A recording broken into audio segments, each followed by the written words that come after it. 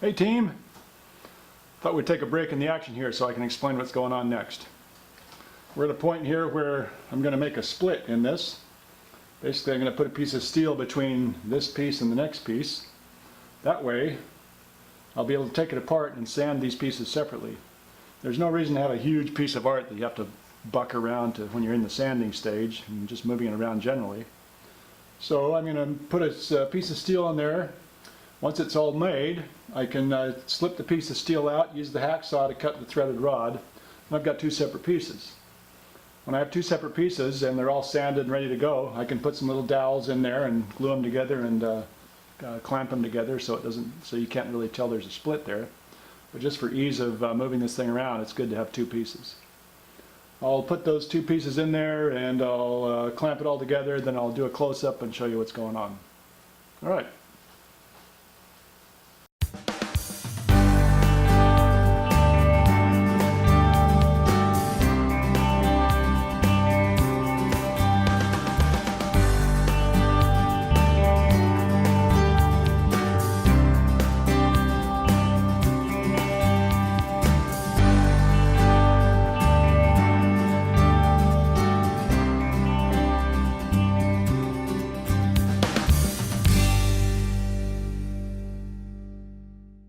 Have a little break here in the stop action sequence to show you where we are. I've completed the second curve and I still have my metal pieces in between here that we talked about earlier.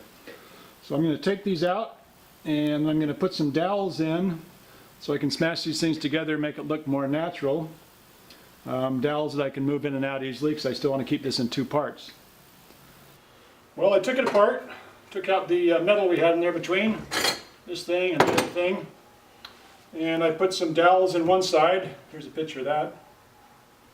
And now I can take this, and there's some holes that match the dowels, of course. Just thread that on there like that. Isn't that nice? And I'll take a piece of wire I don't have ready yet. Wind it around there.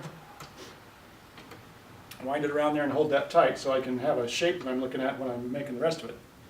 And once I've got all these pieces on, pull this off, take that off, sand it all nice and smooth. Much sanding to be done, spindle sander, etc. When it's almost completely sanded, put it back on here, glue it and clamp it with these edges that are hanging out, and then just sand this little piece here in between the two parts. Cool, huh? That's how we do things around here.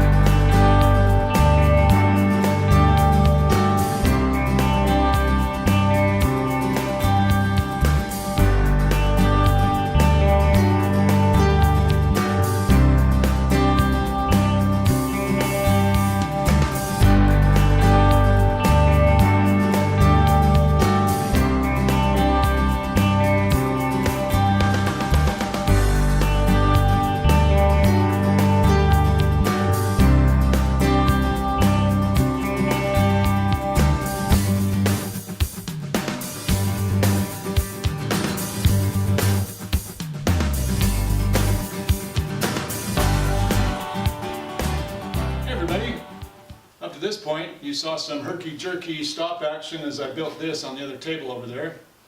I'm pretty much finished gluing it because the next thing we're going to do is sand it. Here's the model over here. Compares favorably to the shape. A couple of variations maybe. I'm not sure how the top's going to turn out. I'm thinking about carving some kind of head or beak up here. I haven't really figured that out, but that's not going to stop me from going to the next step. Just leave those threaded rods hanging out there until I decide.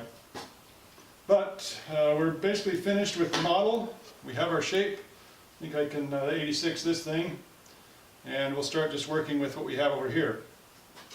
Now, remember I told you we split this in two so we could sand it. Well, that is still the case. It just comes apart.